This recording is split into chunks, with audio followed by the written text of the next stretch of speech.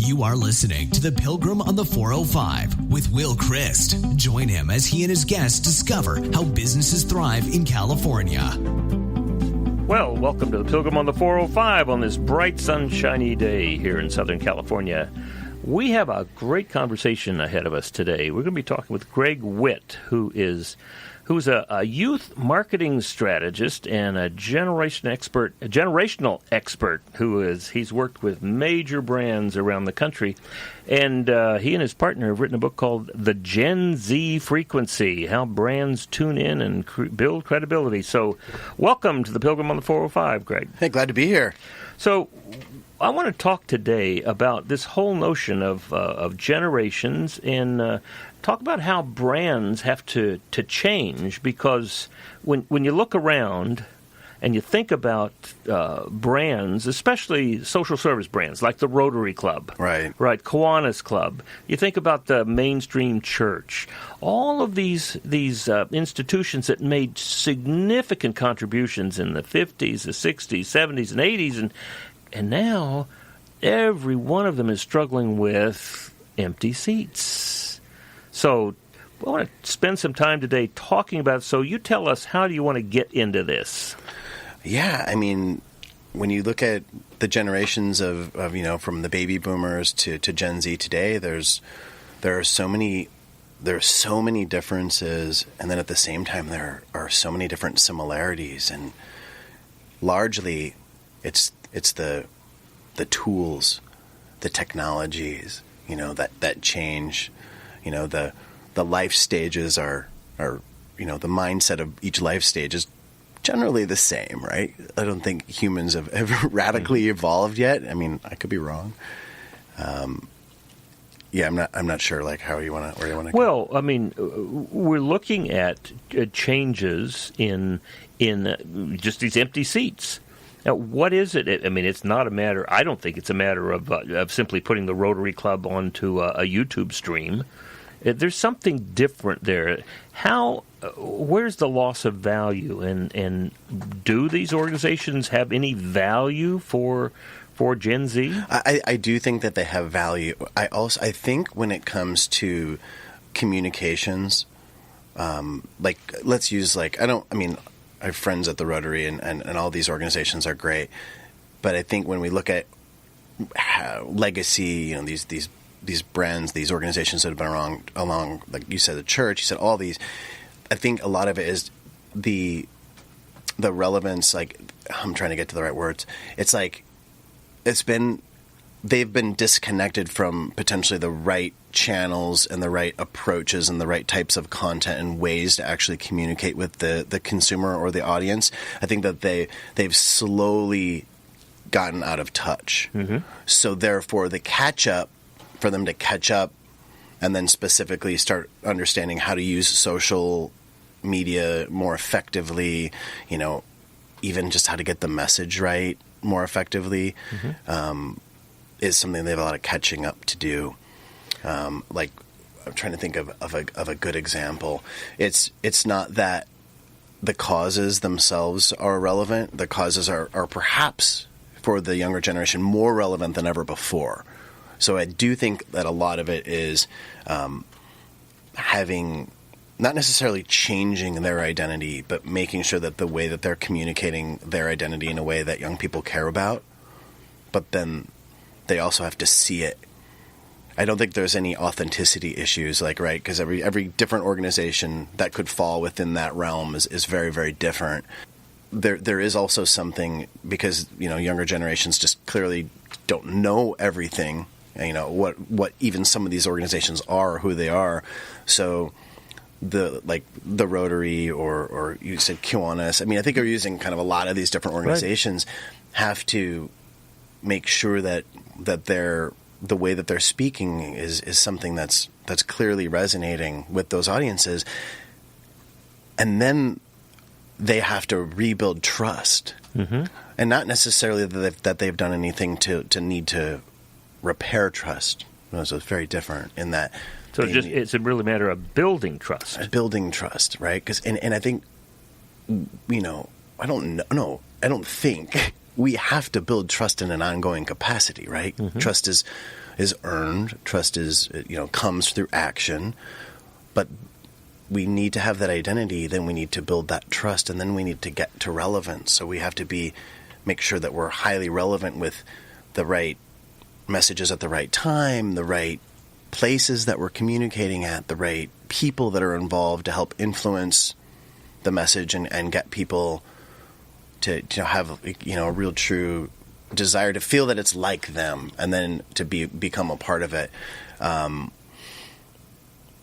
Because young people want to change the way things are today. They want to be contributors, and I think so. If you take a step back, I'll just say young people. I don't want to necessarily stereotype between Gen X, Millennials, or Gen Z, but I can say that Gen Z in particular are very passionate and seek actionable means to make something happen, right? So I'm seeing here, you mentioned three things: identity. It sounds like this might be in sequence: building a clear identity, developing trust, and then showing relevance. Yeah. But now, what I'm seeing is that there's two pieces. One is getting things done, and that can be done. What is that? What do we call a crowd that comes together? Crowdsourcing? Well, no, not crowdsourcing, but when you have a group that joins for immediate experience. A party? No, I'm kidding. No, it's like a party, but it's like, we're going to go out and do this here, show up at 2 o'clock in this place. Like a movement. Well, like a movement, yes, but we get together, we do that, and then we're gone. Okay. Right? We can get things done that way. Build a coalition, build a team, go out and do it. Now, that's one thing. It's not sustainable, though. Well, I understand. The other is building, for lack of a better word, building a community. Right. Building a community of interest where the next time an issue comes up, we're ready to move. But it's not just issues. It seems to me that there's another part that social groups like Rotary, like the church, and many other ones, nurturing, building, training, helping people to see new opportunities. There's a sense of growth there. Yeah. Right? Yeah. Where does that happen today? Where does that sense of belonging happen? Mm-hmm. Yeah, that sense of belonging happens when you're standing out front of Supreme waiting for the next product to drop. I'm serious, but I'm kidding. I think it comes together with when you're passionate about the same things. You're you're going to get together with like-minded people. Like, where does it actually happen? It takes place largely on social media platforms, but in the most profound way, it happens in the real world. Mm-hmm. Right? It happens at a skate park. It happens, where people are playing video games. Where it happens in the living room. It happens on Xbox, where they're really intimately sharing these experiences, verbally, and then at events. Obviously, it happens at concerts. Music is huge. There's so many different, ways that. And again, I don't think that, that Xbox and talking on an Xbox in your house is something new, but I don't think that a lot of these ways, these means to bring people together are new either. Mm-hmm. There's just so many different choices, and it gets confusing, and it gets overwhelming for people, I think, to make their decisions. Well, to some degree, what I see is that there has been a tremendous commercialization of community. Oh, yeah. Right? And the power of that commercial interest is overwhelming. What can a Rotary Club do in the face of the kind of tsunami of opportunities that are there? I can't come because I have to get my son to school in the morning, and I can't come because we got to play soccer on Sunday morning. We're all time-starved, worse than ever before. Well, we're time-starved. To me, we're time-starved because of this overwhelming number of opportunities and the astounding ability of advertising to influence us and distract us and to say, come here. and whether coming there gives me what I'm looking for or not, I've spent my time. Yeah. But there's an infinite amount of opportunities. You're just a swipe away from being, I don't know how to say irrelevant, but you're a swipe away from being non-existent at the moment. Well, and to me, to some degree, that is where the church is, right? I mean, I can show you church after church, which is great churches 20, 30, 40 years ago, which now are,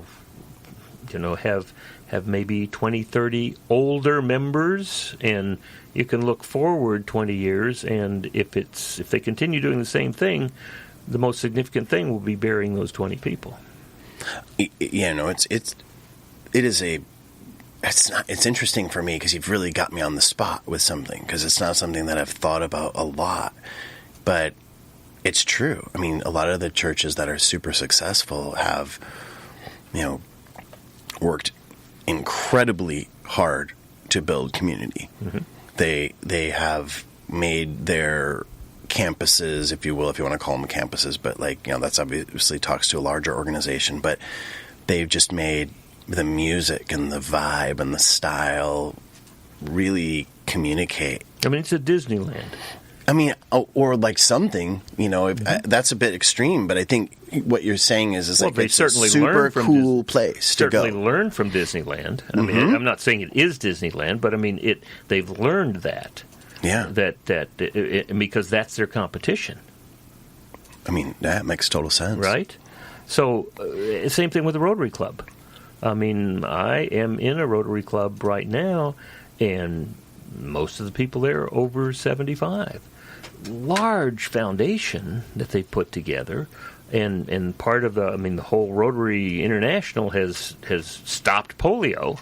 I mean, major things. I know. I'm aware of Rotary for sure. Right. I know. It's such an amazing group. But here's a group of people, and we're dying off once every couple of months. We're going to a funeral, and that number is getting smaller, and it's. Now, I've seen leadership in the Rotary clubs like that go out and did a great effort bring in people, but they don't stay. Do you want to know I know it kind of sucks because these things are like really do good. These are the organizations that shouldn't have to necessarily act like a consumer brand. But I could tell you probably the main reason why a lot of those companies are I don't want to say failing, that's judgmental, but they're struggling, is that they haven't made the fundamental shift to become a media company first, and then their cause or their action or whatever. That and then... So let's take that on. Yeah. All right. So use the Rotary Club, use a church. Yeah. And both of them have rich legacies. Yeah. And they... they have, if they're a church, they have a liturgy. The Rotary Club has a... they have their own liturgy. It works. It totally right? works, yeah. Now, what does it mean to move from where they were in the 60s and 70s to become a media entity? Well, there's the billion-dollar question right there. No, I'll tackle that with you.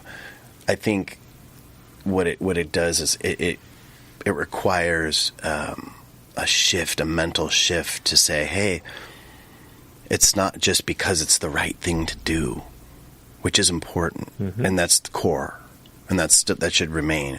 But it's how do we become excellent storytellers, and then when we have our stories prepared to be told, like what are those stories, right? That's another thing.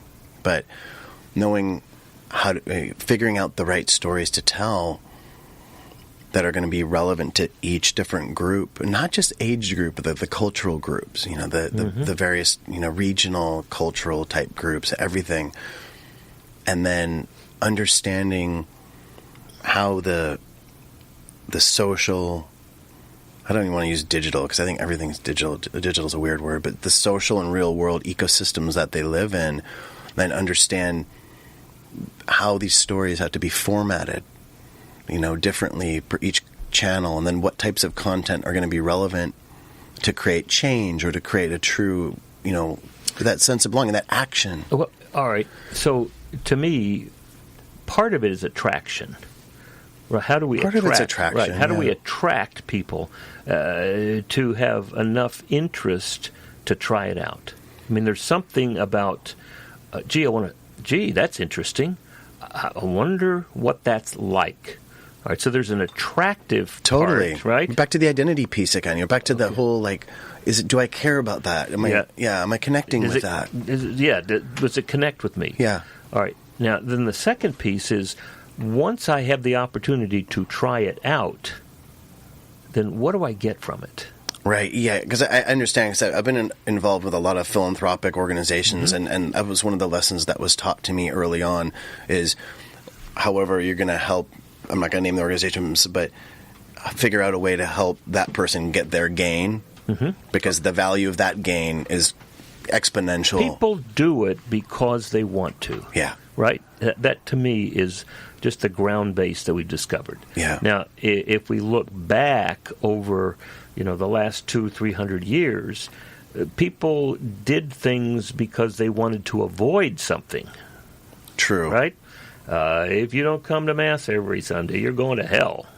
Right? That may not have ever been that explicit, but it was communicated. It was very well communicated to me. Okay, good. Let's just be clear. All right. That was super So communicated we're doing to this me. to avoid something. Right. All right. Now, I don't see that selling today at all. No, I mean, the fear-mongering doesn't I don't work even much. see drug companies being able to do that. Well, no. I mean, You're doing this because you want to thrive. Yeah, You want to get beyond your rheumatoid arthritis. You want to have fun in the world. I mean, last night drug for, I think, Enbrel or something like that was, Mommy, can we play?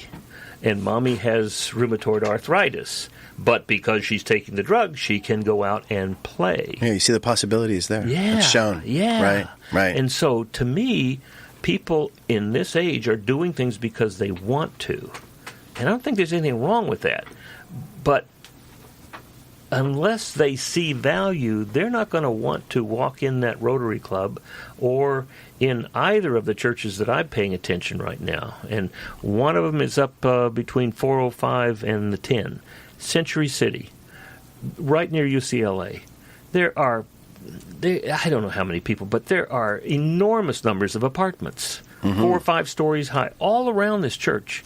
There are 20 old people that come every Sunday. And that's what they say when they walk by. Because Right. you know what? Because there's a certain number that I don't know, but there's a certain number of those people that have a desire to, live in sort of principle-based, there's religion. There's people that would definitely be the target demographic, right? Who are actually care. And then that's what they say. They say, oh, there's a bunch of old people. And there's probably, like a super hip, awesome bands, location somewhere, even if it's within 30 minutes or so away. That's most likely what's attracting them. Is the energy that, like me. There's people like me here. Obviously, relatability. Without going, I guess I'm kind of going on a tangent there. But. No. I mean, I think that's part of it. That's why I would stay, right? I can relate to this. I know for me, I mean, I had been in the Rotary Club when I was in South Texas back in 1974 to 1978. That was a group of people that I worked with. When I left South Texas and we went to Massachusetts, spent 12 years there, came out here, the Rotary Club was not on my list. It was just not there. Now, at one point, I felt really isolated and low. I mean, I couldn't find in Orange County, I couldn't find a community of like-minded people. And one of my colleagues said, why don't you try the Rotary Club? So I went, and what I found was vibes that reverberated with my 1974 experience. That makes total sense. So it was things like, Pledge of Allegiance and the Rotary Four-Way Test, and we are concerned about issues, about solving social issues. And that was home. Yeah. All right? Now, that would mean that we would be trying to figure out what home means. So how do you do that in a place like Culver City? Oh man, I feel like it's I don't know, you got me good. You got me good on this one. I think if those stories were, they could be told in the real world for sure, but I think if like something like Rotary or it could even be a church, understands, like really has to intimately understand the social platforms. I'm not saying that that's the only way of doing this, but and how to hyper target using those platforms. That's a mechanical way, but and then that's part of it. I'm just going to spray stuff here, sure, because I think there's something that's kind of at the tip of my tongue. I feel like maybe go more towards Rotary is because a lot of what Rotary does, and I think it was that last statement you said about them that they're trying to solve these. It's about solving problems, right? But for me, it was home. It was, this is home. This is safe. I can understand these folks. I may disagree with them. Yeah. Lots of Republicans in this particular, and that's not the world that I inhabit, but that was not the most important thing. What was important was it was home. There was something there that smelled, felt, tasted like home. And we were engaged in socially significant that's the work that, as that organization and these other organizations move forward, that's the commonality that they can create that home for a younger generation, because the younger generation cares about that. They care about gun control. They care about climate change.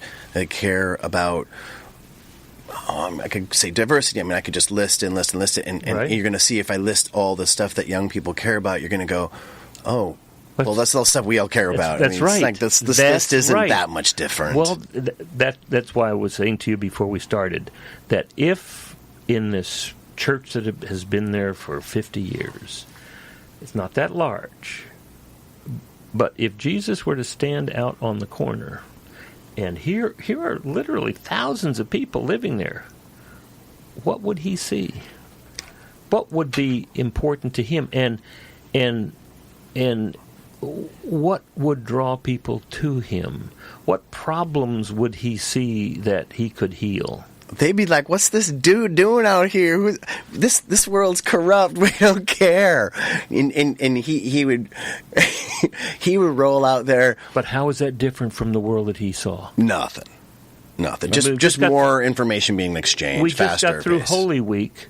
Right. And what's all that about? Here's a good man, at least a good man, and the empire kills him. Yeah, but you know what he'd say? Like him or any figure of that would say, he'd be talking about how he's doing collabs with so-and-so and so-and-so other like-minded organizations that share an aspect of what matters to him, but also that particular group, company, individuals that he was, collabing with or working with, collaborating with, were cool. They would converge, and then they would expand their audiences. And that's something that I'm super passionate about. It's also like a service and a thing that I do. So of course I talk about that, but really, I believe that.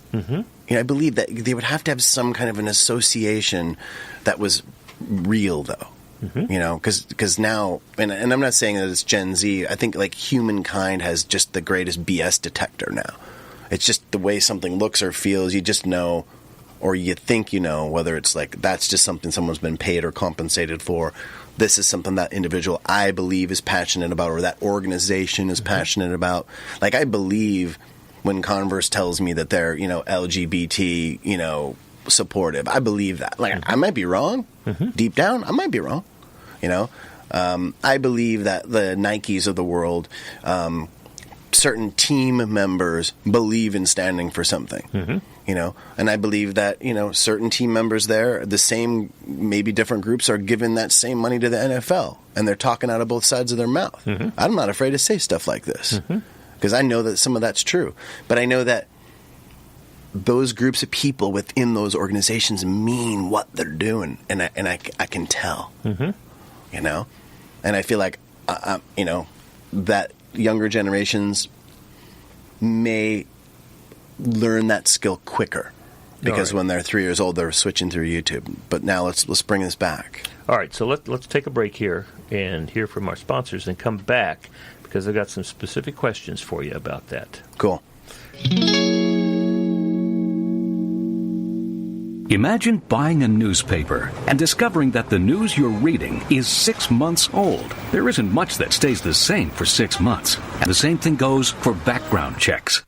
In a time when so much outdated information is being passed around, it's good to know that People G2 offers something different. At People G2, we provide today's intelligence, not yesterday's news. Our value-added approach offers you a fully FCRA-compliant solution that includes up-to-the-minute information. By combining industry-leading technology with old-school human investigation, People G2 is able to give you information that is accurate right now, delivered quickly to our online system, or integrated with your HR system.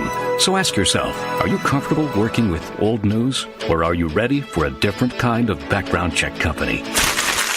Visit peopleg2.com or call 800-630-2880. That's 800-630-2880 or peopleg2.com. So, welcome back to the Pilgrim on the 405. We're talking with Gregg Witt, who is a youth marketing strategist who has deep insights into not only Generation X, but also Generation Y and Z, and whatever's coming, I'm sure he'll tackle that next. So, Gregg, we were talking about how, when you talked about trust in Nike, trust in, what else did you say? Well, I used Converse, but it could be trust in anything. But the sense of they stand for something. Yeah. All right, now, my experience of the Episcopal Church, my experience of the Rotary Club, they stand for lots of stuff that's very, very good. It's deep, too. Yes. Now, my question is, it's not a matter of converting them to significant values. The question is, will they be around in 25 years if they don't change the way that they're delivering that message, the way that they are experiencing people? That's no different than any of the corporations or the other businesses out there. It's the same problem. All right, so let's talk about that problem, because this is not, these two organizations are dedicated to good things, good values, good beliefs, but they're dying. I mean, they're getting smaller and smaller. You don't have to say they're dying. But they're getting smaller and smaller. And my question is, over the next 25 years, what could be done to fill those organizations? Ooh, man, I like this guy. All right. Man, this is a strategic planning session. Absolutely. Oh, I like it. I think, we talked about tactics for a minute before. We talked about, you could, the holy figure or the change agent figure could collaborate with like-minded brands and organizations, and I think that's a thing. I think that's true. Mm-hmm. I think there's so many things. So I think really sharing those stories of the social proof of what they're doing would make a radical difference. I'm a very, very firm believer as well that like these businesses, these retailers, you're saying church, the Rotary, that they can, I almost said pivot, but I'm saying like they can evolve and they can change. How about they become transparent? Well, that's super, super, super critical, because obviously that's the key way to build that trust. What I'm hearing is stories. Yeah. They become transparent completely with their stories. Yeah. I mean, what does this mean to you? Right. I mean, when I talk to the 20, 30 people in this small church, what are you doing in the world?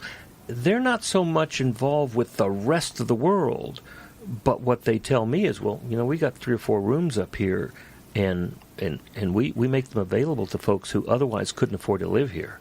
Yeah, and we charge like $250 a month, which is in Culver City. Yeah.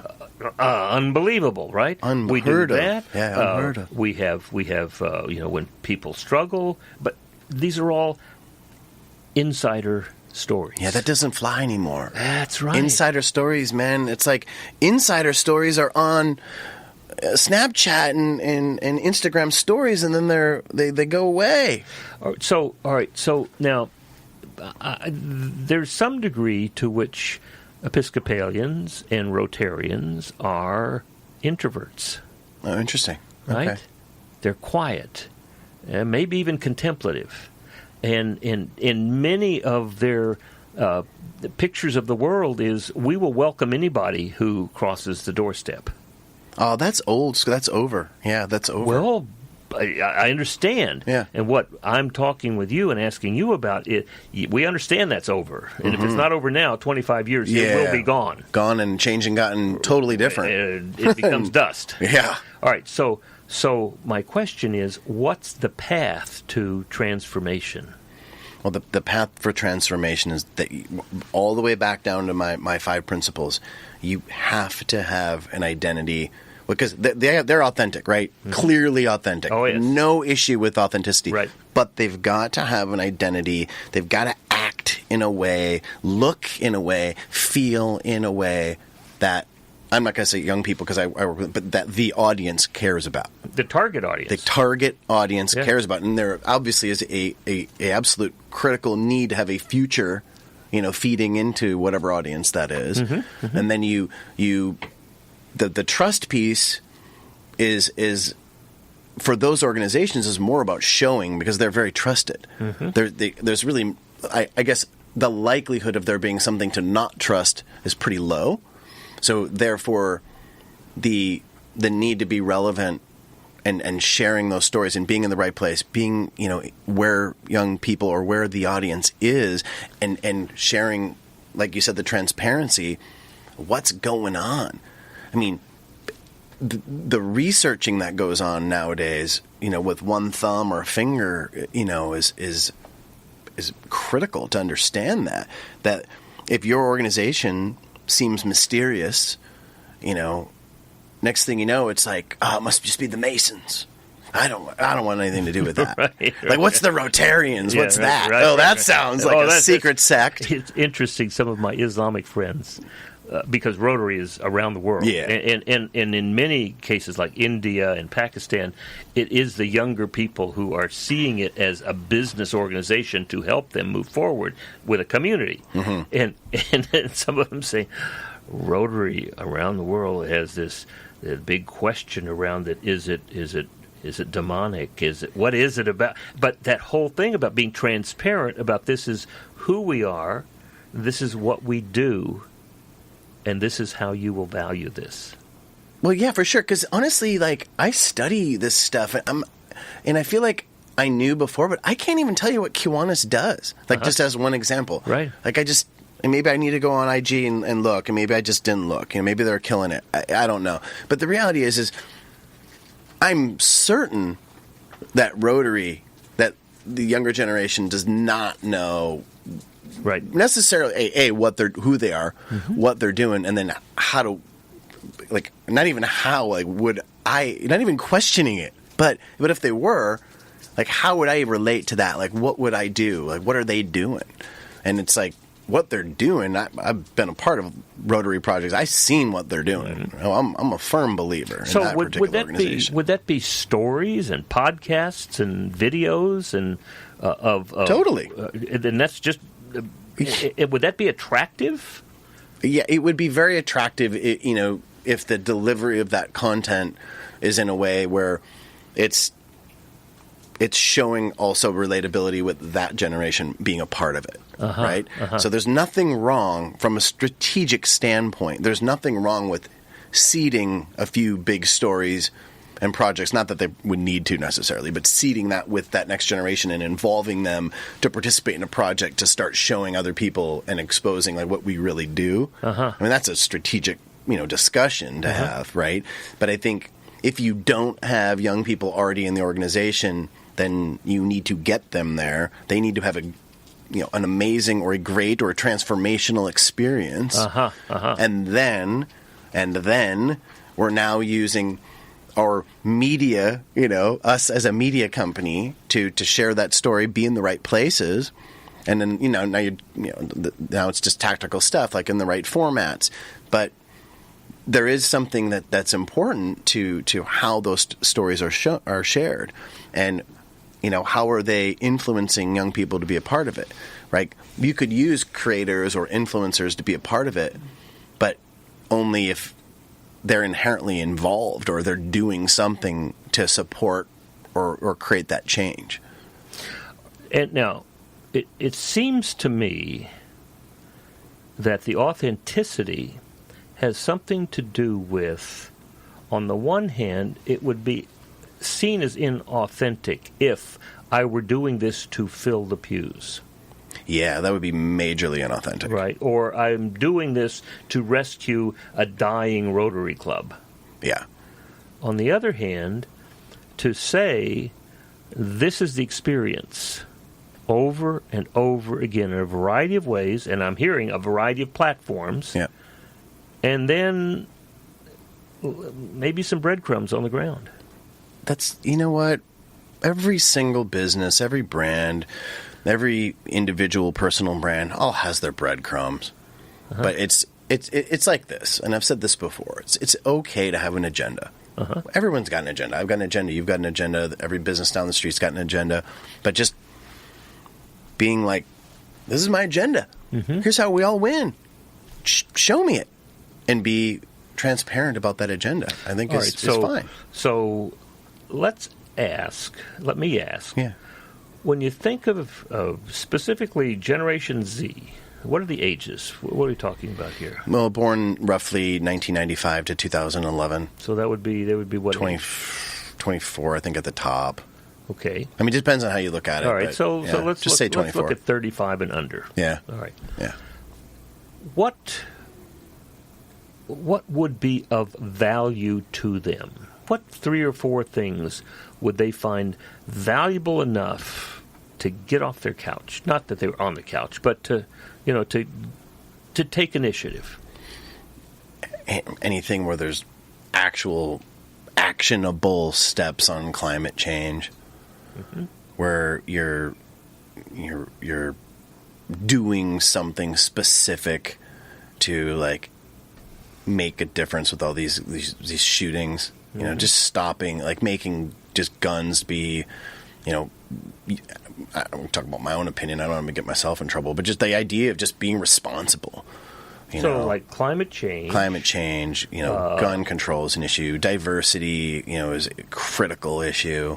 Gen Z, they, I think our older generations, we've really, it kind of sounds bad, but have been taught to, respect, diversity, respect different cultural ways of life, and Gen Z, they expect diversity.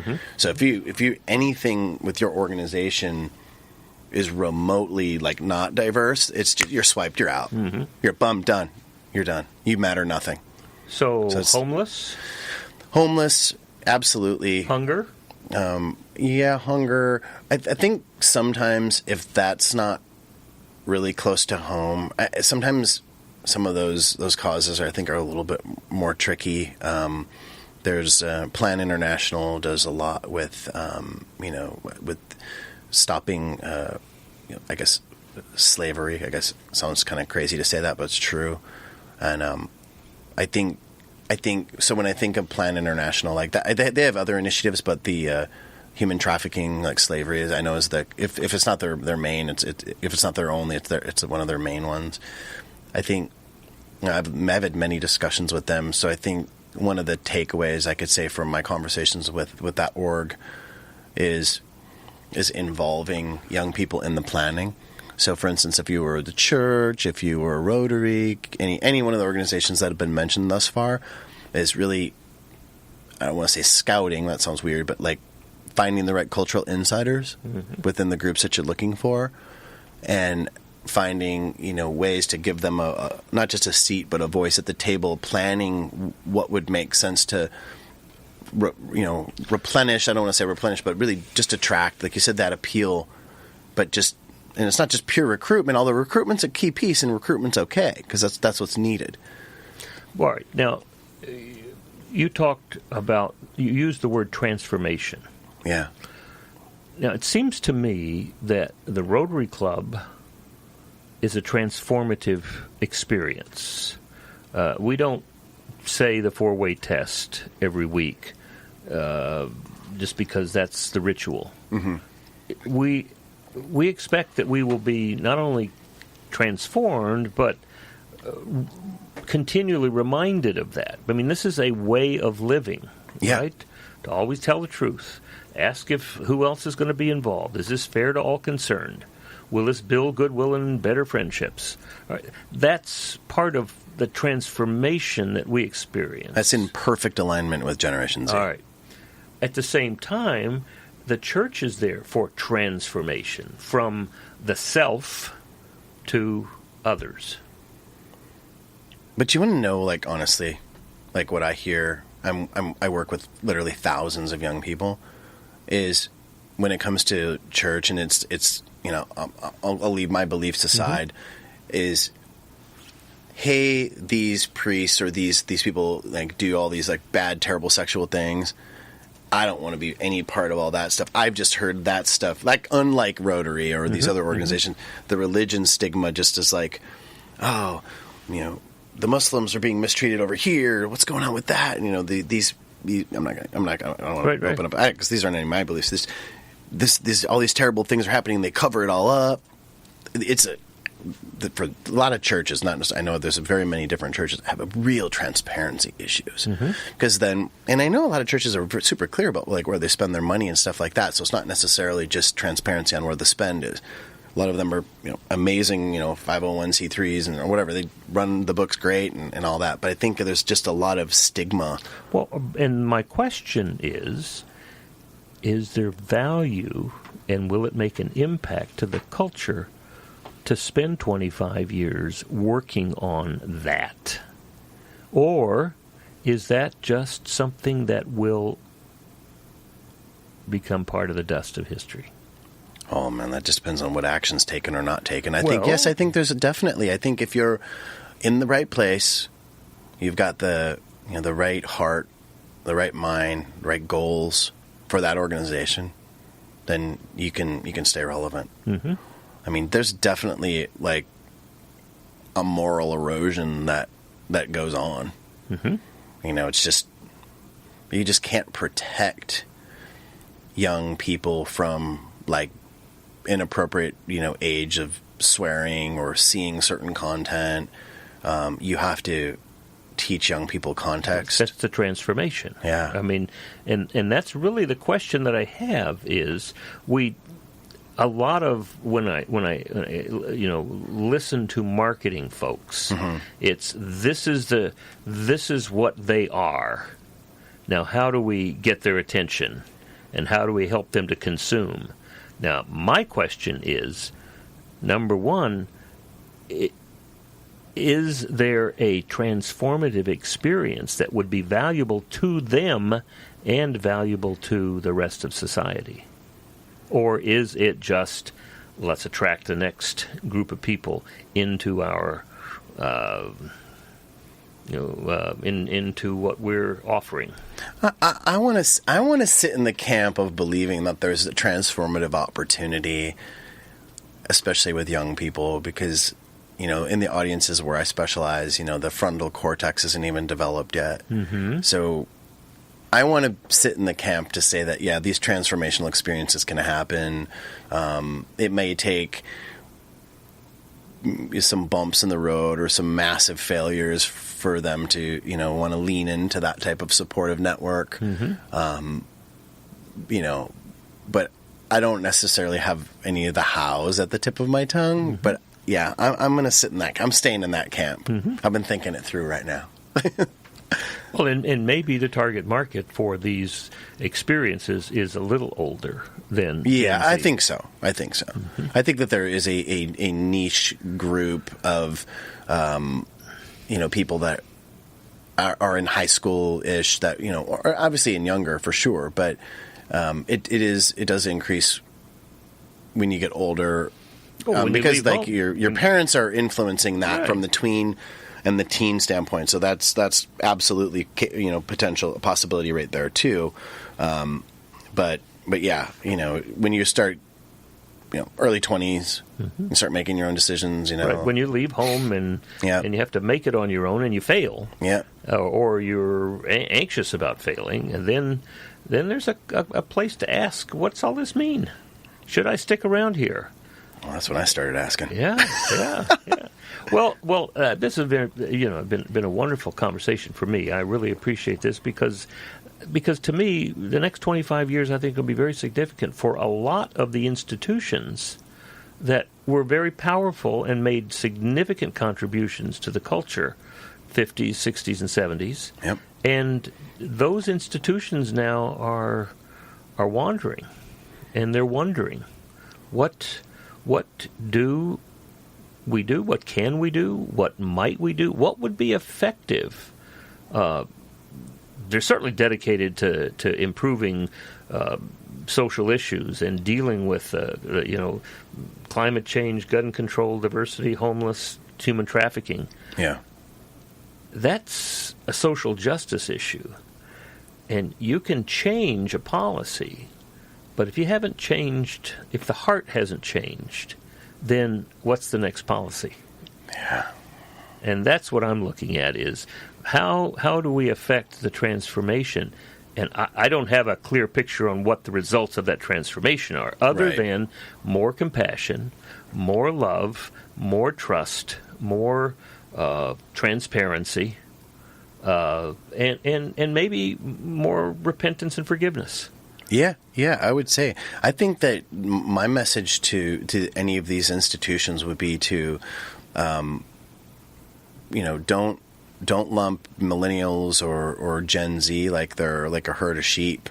They're very individualistic and more so, at least with the Gen Z group that I'm currently most focused on, they care.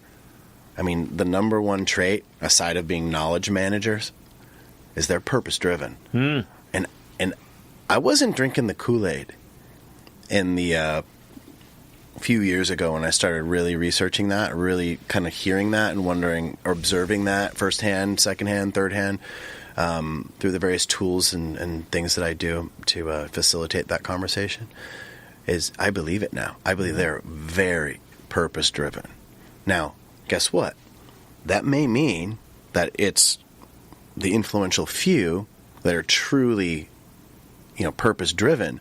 But what I've noticed is the followership and the mindset of purpose-driven is a massive trend that I don't think is going to slow down anytime soon. It's a huge.